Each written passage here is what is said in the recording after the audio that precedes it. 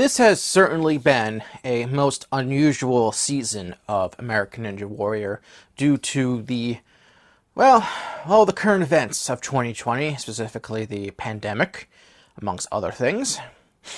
But it has certainly been a mostly eventful season so far, with some interesting obstacles, some interesting results, and a new and different format where it is essentially a giant tournament instead of, a traditional four-stage obstacle course that people are qualifying for the first 12 weeks of the show.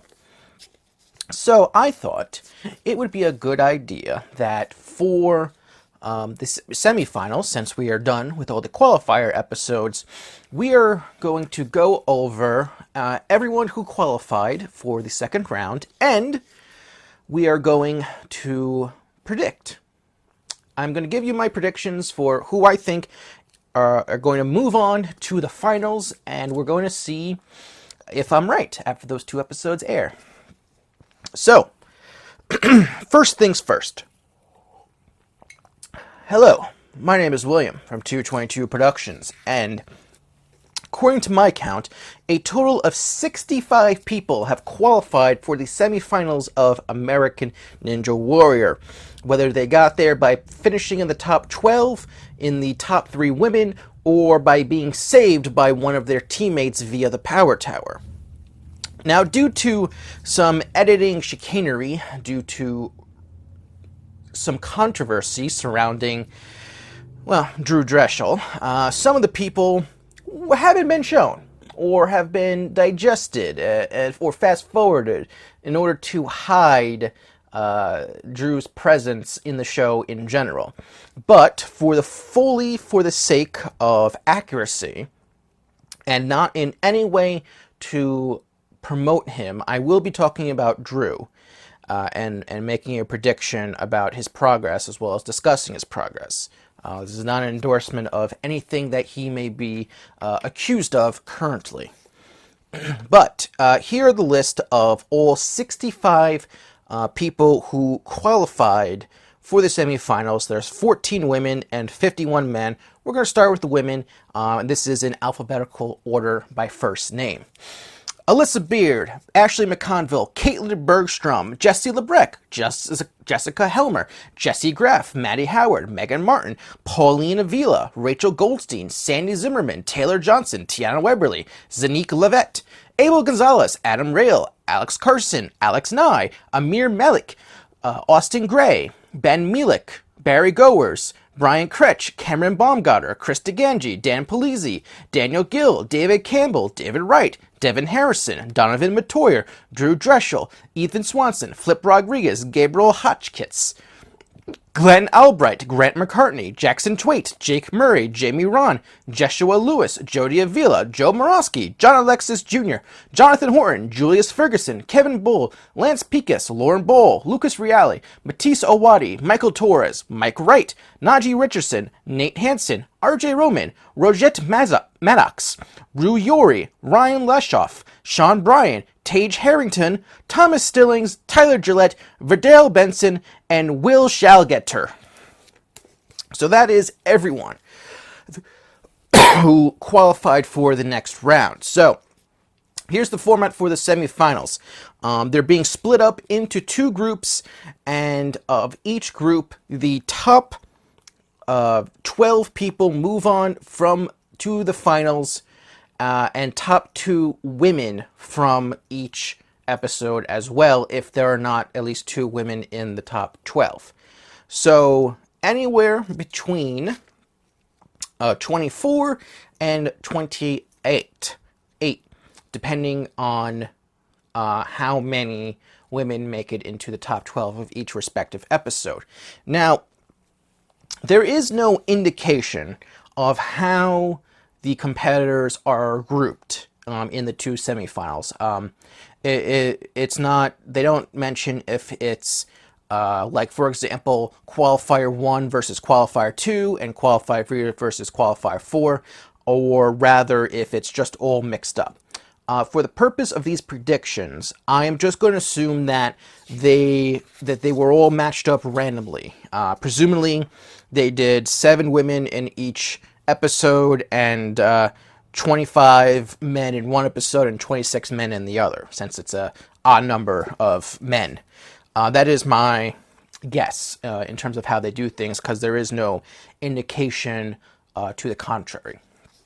So picking everyone who moved on is a little tricky, just because I don't know who's in which episode. I didn't watch the preview for next week's episode just because there tends to be spoilers and I don't want to be spoiled. So I don't know anyone who's in the first semifinal. Some of these predictions are going to be offset probably by the fact that more than half of them appear in one episode, meaning that, I can't be 100% correct. The other thing that is worth mentioning is that for the semifinals, they're doing a 10 obstacle course as if it was a regional finals. So there will be a salmon ladder. I'm guessing there'll be a spider trap at the end, something to that degree. And I heard that they have some interesting obstacles in store for the competitors, but we'll have to see what they have in store. The other thing that I had to consider when making these predictions is whether or not more than 2 women will place in the top 12 in a single episode. I'm thinking it's possible, but probably not. So I'm only picking 4 women to move on. That is what I'm going with. And the last thing I had to think of was, will we have any women in the top 12 in general? Because that means we'll have less men. And I'm going to be completely honest. We probably will have at least 1 woman in the top 12, but I end up picking 24 men anyway, because limiting it down to just 24 is really tough. The issue with there being less regionals and going into this quasi tournament format is that there's a lot of strong ninjas in this group. If you listen to that list of people that I get listed off, there's just an astounding number of ninjas in the semifinals, and there's going to be some upsets. There's going to be some big names who don't move on. We had a couple already.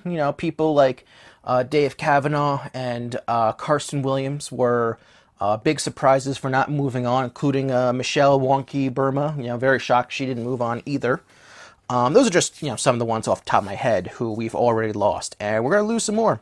We're going to lose some more. It's going to be very tricky. So let's start with the women, just because there's less of them. So picking 4 women to move on, it's a little tough because there's some really good names here. Some women have done well on a 10 obstacle course. Some women who have cleared 10 obstacle course. And so I admit that I mostly went safe with this one. So Jessie Graff is an obvious favorite amongst the women. So is Jessie Labreck and Alyssa Beard. To me, those were the 3 safe, strong picks. They're probably the 3 favorites of the women. So I went with all 3 of them. Picking the 4th one was tough. Some people might say Megan Martin, but I don't think... I think Megan Martin's past performances has not, especially in recent memory, has not entirely lived up to, the expectations of that have been put on top of her. Specifically, if you remember last year, she failed Obstacle 5, both in the regional qualifiers and regional finals, and she actually got eliminated as a result and didn't make it qualify for Vegas. And this time around, for the qualifier round, she failed the 5th obstacle and then barely moved on to the next round. I'm not saying that Megan Martin's bad. She's obviously she's very good. I just think that there are women who are surpassing her. And so for my 4th female pick, I'm going to go with Ashley McConville. She Unless I'm confusing her with someone else. She did clear the qualifier course, and to my understanding, she's a very strong, capable woman. And I think she's going to fill that fourth spot for female ninjas who are moving on.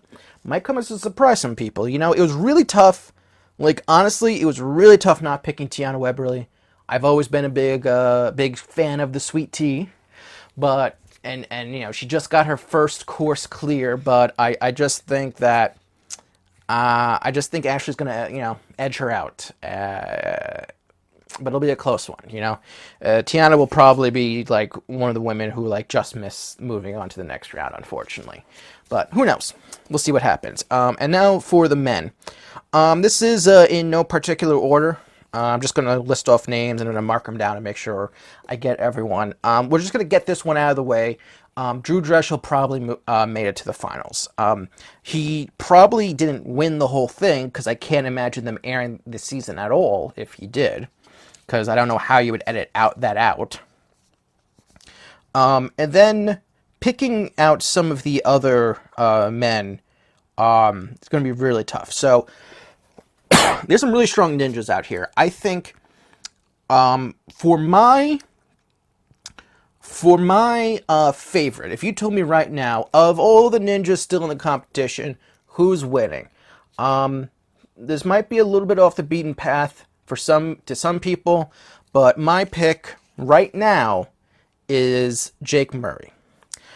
Jake Murray is very strong. He's considered fast, but he's a rock climber, and he has very strong grip. He has very strong core. He did really well on the power tower.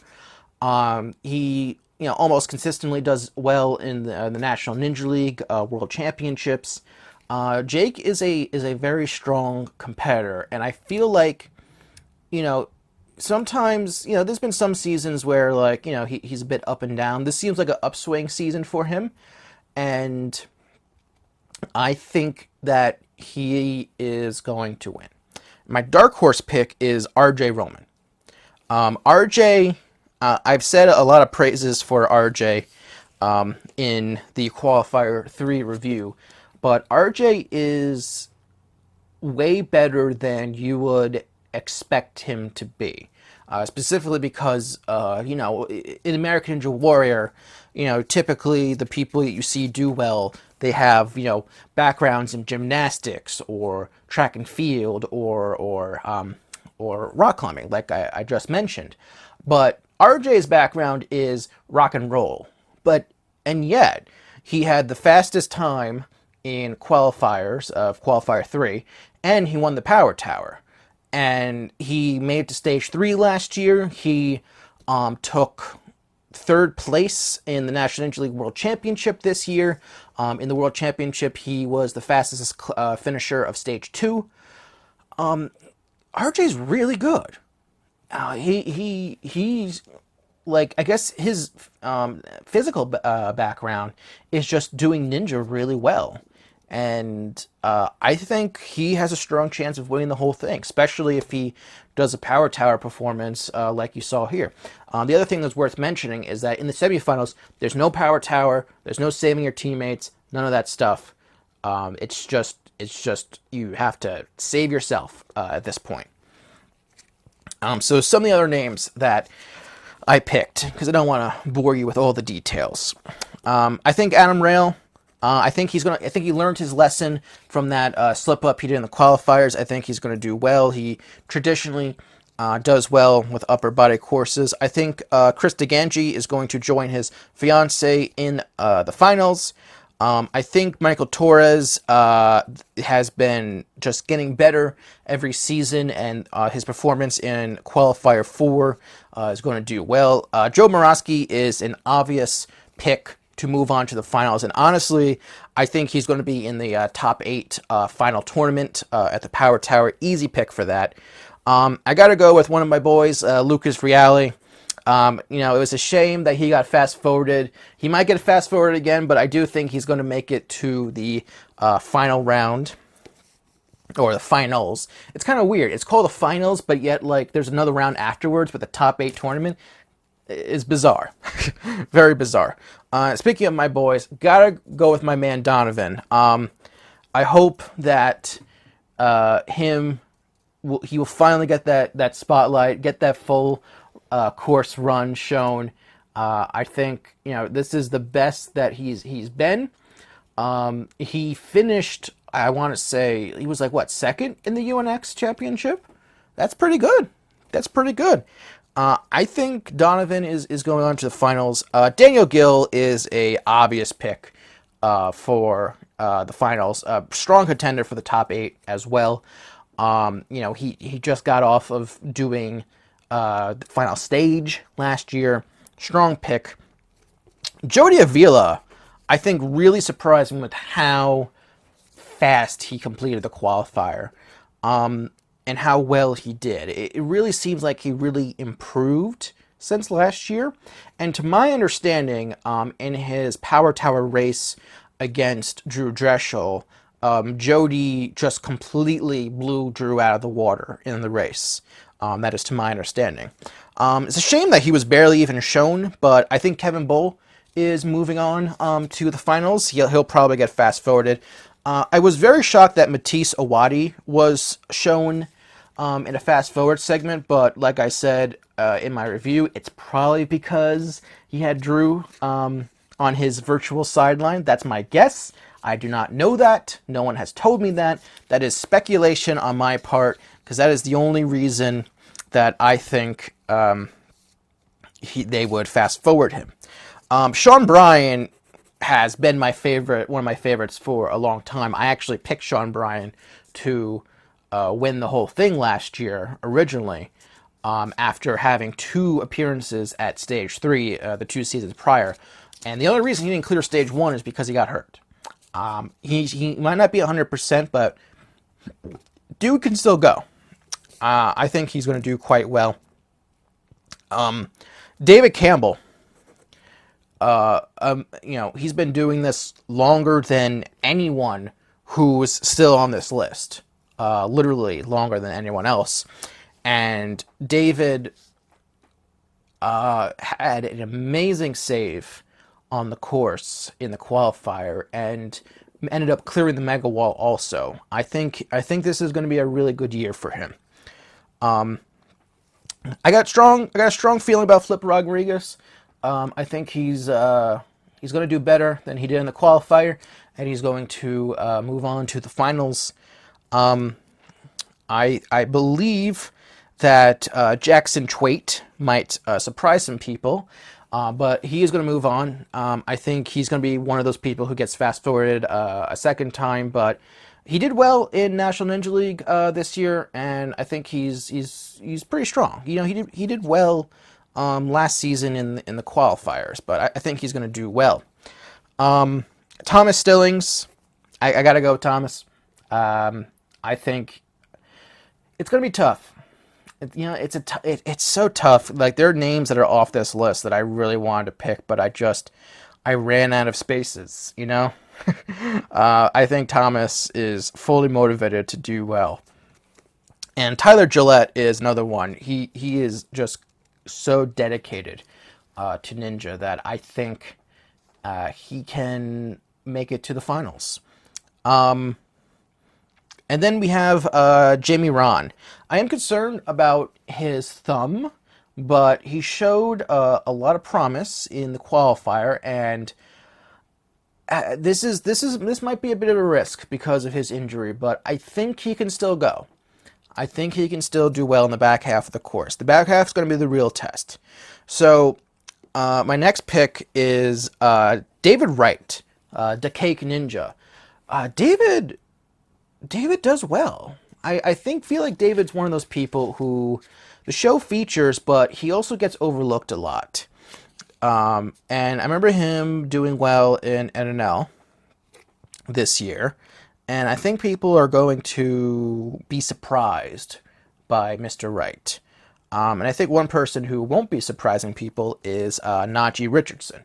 Najee is, he has that gymnastic background. It works really strongly for him. and I think he's just going to use that to his advantage on the back half of the course and move on to the finals. I would say a strong contender for the top 8, just given past results, especially because he's more focused than he is this year compared to last year. And then my two last picks are two names that you might not expect me to pick, but I'm going with two rookies for my last two spots. Amir Malik, we saw him last episode.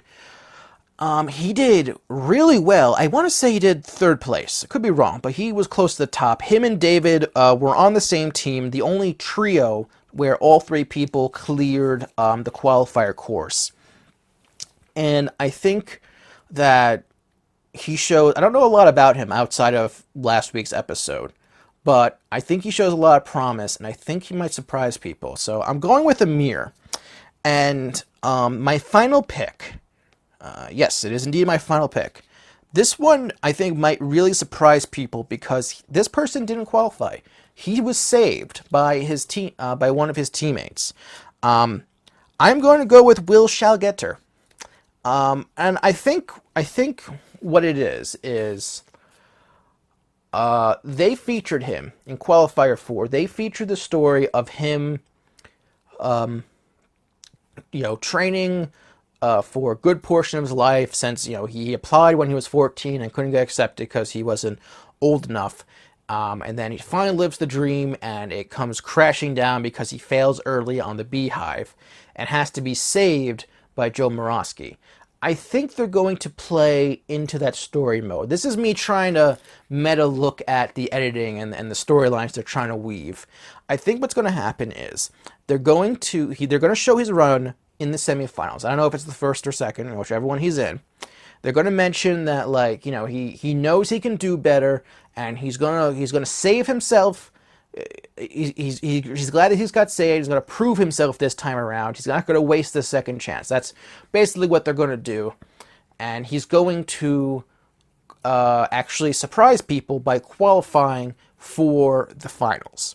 I think that's what they're going for. Maybe I'm overthinking it, but I think he will be the shock qualifier of the season. From going from not qualifying, having to be saved, and still moving on to the finals. I think that would be a very interesting story to tell, and I'm looking forward to seeing what happens. And those are all my picks. That's 4 women and 24 men on my list. This was tough. There was a lot of names that I had to leave off, and you may have noticed some of them, and I hate having to leave them off, especially some of those names. But I had my reasons, and most of them aren't very good, quite frankly, but this was very tough. It was very tough because the talent pool is so densely packed now, I think, compared to the qualifier episodes, because there's a lot more known ninjas and well known, who are well known for their skill. I think we're going to get a lot of upsets, just because there's a lot of big names that are going to get, unfortunately, left behind. But what do you think of my predictions? Do you think I'm off? Who do you think is moving on to the final round? Maybe I'm just completely off base. But let me know in the comments below what you thought of this episode and what you think is going to happen in the semifinals. Thank you all very much for watching. Make sure you subscribe to see my reviews of the semifinals and beyond. And I'll see you all next time. Goodbye, and enjoy American Ninja Warrior.